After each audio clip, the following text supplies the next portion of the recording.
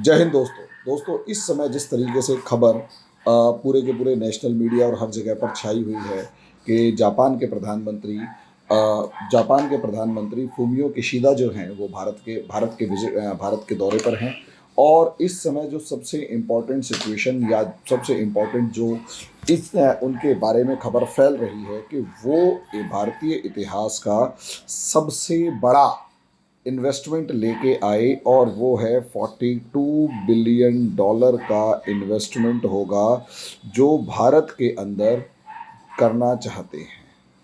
अब मज़े की बात ये है, इतना बड़ा इन्वेस्टमेंट हद से ज़्यादा जो कई लाख करोड़ रुपए के आसपास का है, अगर इसे देखा जाए तो ये सन 2000 से लेकर 2021 तक जितना इन्वेस्टमेंट हुआ वो अप्रॉक्सीमेट $36.36 बिलियन के इन्वेस्टमेंट के बराबर का है। यानी पिछले 20-21 साल में जापान ने जितना इन्वेस्टमेंट अभी तक किया है, उतना देखा गया कि असलियत में उससे भी ज़्यादा बड़ा इन्वेस्टमेंट एक बार में करने की बात की जा रही है। उसके बाद जो कंपनीज़ हैं जापान की, जैसे सुजुकी वगैरह, ये सारी भी इंडिया में इन्वेस्टमेंट करने के अंदर रेडी हैं कि भाई वो भी इंडिया के अंदर इन्वेस्टमेंट करना चाहेंगे। अब ऐसे में देखकर बड़ा अच्छा लगता है, ज़बरदस्त लेवल पर समझ में आता है कि यार इंडिया की इन्वेस्टमेंट ज़बरदस्त हैं। पाकिस्तान जो है, मतलब इंडिया जो है, जापान जो है इंडिया को मतलब अमीर बना देगा एंड ऑल। लेकिन यहाँ मैं इसके पीछे कुछ और ही कहानी देख रहा हूँ। मैं इस कहानी के ऊपर डिस्कस करूं, लेकिन उससे पहले छोटी सी रिक्वेस्ट कि अगर आपको मेरे वीडियो पसंद आते हैं तो मेरे चैनल को लाइक करें, सब्सक्राइब करें, शेयर करें, बेल आइकन ज़रूर दबाएं ताकि मेरी ये वीडियोस ज़्यादा से ज़्यादा आप तक पहुंच सके। दूसरा, अगर दोस्तों आप IAS PCS की तैयारी करना चाहते हैं तो हमारे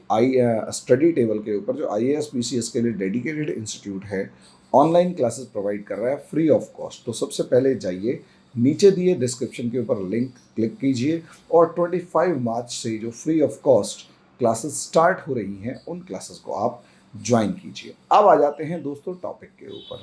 टॉपिक है जापानीज प्राइम मिनिस्टर का $42 बिलियन का इन्वेस्टमेंट। $42 बिलियन सुनने के अंदर एकदम से कान खड़े हो जाते हैं कि यार ये तो अपने आप में गजब एक इन्वेस्टमेंट है। और दूसरा, जो फ्यूमियो किशिदा जो हैं फूमियो किशिदा इन्होंने भारत सबसे पहली फॉरेन विजिट इंडिया के अंदर ही की, इंडिया की ही की है। अब यहाँ एनालिसिस ये है कि ये कहीं ना कहीं जापान इंडिया के साथ एक तरीके की इकोनॉमिक पार्टनरशिप बढ़ाना चाहता है, इसमें कोई दो राय नहीं। इन्वेस्टमेंट्स जो हैं वो इंडिया जो है एक रिलायबल पार्टनर जो है वो दिखाई दे रहा है, इसमें कोई शक की बात नहीं है।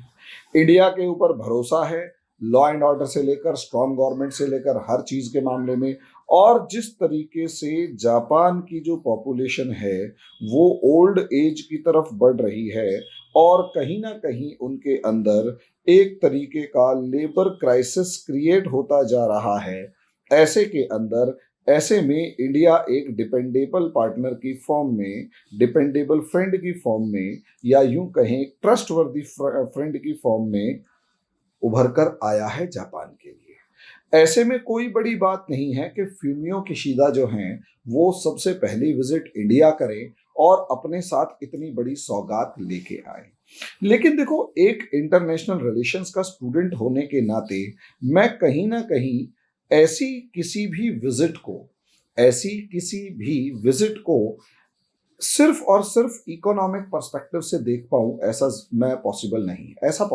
नहीं है। क्योंकि देखो, सीधी सी बात यह है कि अगर इंटरनेशनल रिलेशंस की बात की जाए तो वो इंटरनेशनल रिलेशंस जो हैं वो सर्कमस्टेंसेस के अनुसार चलते हैं और उन सर्कमस्टेंसेस के अकॉर्डिंग स्टेप्स लिए जाते हैं। और कहीं ना कहीं ऐसे क्रिटिकल सिनेरियो के अंदर जहां पर एक तरफ आपको यूक्रेन क्राइसिस जो है वो नजर आ रहा है, दूसरी तरफ एक तरफ आपको यूक्रेनियन क्राइसिस नजर आ रहा हो, दूसरी तरफ आपको ताइवान के ऊपर चाइनीज एग्रेशन नजर आ रहा हो, तीसरी तरफ जो है वो अमेरिका और नाटो जो है वो घटते नजर आ रहे हो या उनकी ताकत कमजोर होती हुई नजर आ रही हो, और चौथी तरफ कहीं ना कहीं पाकिस्तान के अंदर एक टर्मोइल नजर आ रहा हो, और इसी तरीके से अगर आप देखेंगे इजराइल जो है वो भी अपनी पोजीशन को बदलता हुआ नजर आ रहा हो, यानी एक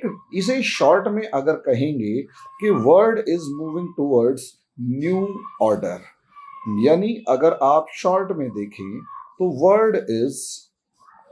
मूविंग टुवर्ड्स न्यू ऑर्डर। अब ऐसी सिचुएशन में अगर दुनिया जो है एक नए ऑर्डर की तरफ बढ़ रही हो और एक दूसरे को डू और डाई की सिचुएशन में आ रहे हों, तो ऐसे में किसी प्राइम मिनिस्टर का भारत दौरा इस सिनारियो में जरूर देखा जाए कि उस बंद कमरे में प्राइम मिनिस्टर्स की जो बातचीत होगी उसका आउटकम क्या होगा या क्या बातचीत हुई होगी, हमें इस चीज को देखना बहुत ज्यादा जरूरी है। देखिए, असलियत में ऐसे में आपको जापान की जो पोजीशन है और इंडिया जो है यूक्रेन क्राइसिस में लगातार जो कदम उठा रहा है, इन दो चीजों को देखना होगा। जापान अपनी सिक्योरिटी का जो एग्रीमेंट है वो अमेरिका से खुले तौर पर कर चुका है। दूसरी तरफ जापान अमेरिका का सबसे बड़े ट्रेड पार्टनर्स में से एक है, इन्वेस्टर्स में से एक है, और सेकेंड वर्ल्ड वॉर के बाद एक जो लॉन्ग टर्म फ्रेंडशिप है वो जापान की अमेरिका के साथ गजब ही लेवल पर रह चुकी है। एक तरफ जापान, दूसरी तरफ अगर इसी जापान को देखेंगे तो जापान के रशिया के साथ रिलेशंस जो हैं वो इस तरीके से देखे जा सकते हैं कि कोल्ड वॉर के अंदर, या यूं कहें कि सेकेंड वर्ल्ड वॉर के बाद आज तक, सेकेंड वर्ल्ड वॉर के बाद आज तक रशिया और जापान के अंदर पीस एग्रीमेंट जो है वो साइन ही नहीं हुआ है। दोनों के दोनों सीज फायर तो किए बैठे हैं, लेकिन दोनों के बीच में किसी भी तरीके का कोई भी पीस एग्रीमेंट नहीं है। और यही एक रीजन है कि क्यूराइल जो आइलैंड्स हैं, अगर आप बीच में देखेंगे जापान और रशिया के नक्शे के बीच में, तो यहाँ पर आपको बहुत से छोटे छोटे आइलैंड्स दिखाई देंगे जिनके ऊपर रशिया और जापान दोनों का दावा है, और यही कहलाएंगे क्यूराइल आइलैंड। ये कमचटका प्रायद्वीप है और ये जापान का हिस्सा है, और बीच में इन आइलैंड्स के ऊपर दोनों देशों के बीच में एक तरीके का अलग ही डिस्प्यूट है। और दूसरी सबसे बड़ी खास बात ये कि एक जो ट्रेडिशनल राइवलरी है, अब एक जो ट्रेडिशनल राइवलरी है दोनों के बीच में, वो अपने आप में ही गजब है। ट्रेडिशनल राइवलरी जो है ये इनकी अपने आप में गजब है, गजब लेवल पर इनकी राइवलरी है। और यही रीजन है कि कोई बड़ी बात नहीं है, जापान के प्राइम मिनिस्टर जो हैं वो आप इंडिया के प्राइम मिनिस्टर से ये कहें,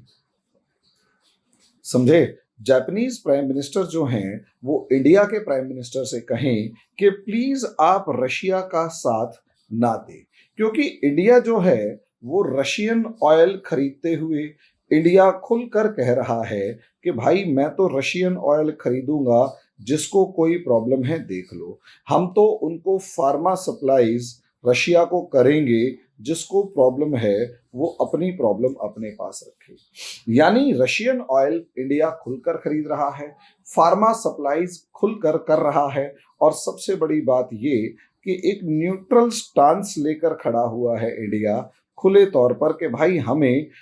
ना तो अमेरिका से मतलब है ना ही रशिया से मतलब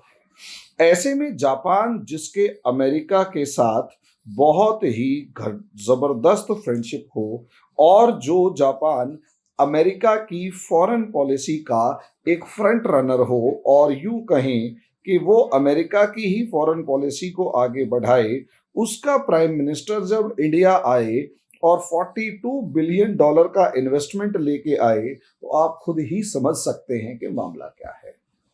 यस, आप खुद समझ सकते हैं कि असलियत में सिचुएशन क्या है। $42 बिलियन की इन्वेस्टमेंट लेकर आना, और वो भी ऐसे समय में। अब सवाल ये उठता है कि क्या प्राइम मिनिस्टर मोदी अपने एक फास्ट फ्रेंड जापान, जिससे इंडिया को टेक्नोलॉजी मिलने की पूरी संभावना है, इन्वेस्टमेंट मिलने की पूरी संभावना है, और कहीं ना कहीं इंफ्रास्ट्रक्चर डेवलपमेंट में ना सिर्फ इंडिया जो है उसके अंदर, बल्कि इस इन्वेस्टमेंट से जापान जो है वो इंडिया के जो नेबरहुड हैं उनके अंदर भी बहुत ज्यादा फाइनेंस करते करवा कर कहीं ना कहीं काउंटर करेगा चाइनीज इम्पैक्ट को। टू काउंटर चाइनीज इम्पैक्ट, जैसे अगर आप देखेंगे इन्फ्लुएंस, जैसे अगर आप देखेंगे तो श्रीलंका के अंदर जो कोस्टल सिटीज हैं उनको डेवलप करने के लिए जो फाइनेंस इंडिया को चाहिए था, मतलब श्रीलंका को चाहिए था, इंडिया अकेला उतना फाइनेंस नहीं दे पाया, तो उसका सीधा सीधा असर, उसका सीधा सीधा इंडिया ने बहुत बढ़िया एक तरीका निकाला कि उसने जापान से वो पैसे दिलवा इन्वेस्टमेंट करवा दी। नतीजा ये कि बहुत सारे ऐसे प्रोजेक्ट्स श्रीलंका के अंदर, बांग्लादेश के अंदर, नेपाल के अंदर, मालदीव्स के अंदर, इवन कुछ हद तक म्यांमार के अंदर भी शुरुआत की थी, और भूटान के अंदर इंडिया और जापान की जो इन्वेस्टमेंट है वो गजब लेवल पर है। अब ऐसे में जापान के साथ भी गजब दोस्ती है। वहीं अगर आप रशिया से देखोगे तो रशिया आज के दिन, एक तो भाई डिफेंस पार्टनर तो है ही, डिफेंस पार्टनरशिप आपकी जो जापान के साथ है वो रशिया के साथ है, जबरदस्त लेवल पर है। वहीं अगर दूसरी तरफ देखें तो रशिया और इंडिया के बीच की सबसे बड़ी खास बात एक चीप ऑयल की मामले के अंदर भी दिखाई दे रही है। अब ऐसी सिचुएशन में खुद सोचकर देखो, जब $130 पर बैरल क्रूड ऑयल जा चुका हो, ऐसी सिचुएशन के अंदर रशिया हमारे को 20 से $25 पर बैरल ऑयल जो है वो सस्ता दे रहा है, तो इंडिया ने जाते हुए देर नहीं लगाई। असलियत में यही तो सिचुएशन है कि एक तरफ जापान खड़ा है जो अमेरिका का मैसेज और साथ में पैसा लेके खड़ा है, और दूसरी तरफ रशिया खड़ा है, और इसी रशिया के साथ साथ तीसरी तरफ चाइना भी खड़ा है जो इंडिया के ऊपर दबाव बनाने की पूरी कोशिश कर रही है। और मजे की बात देखिए,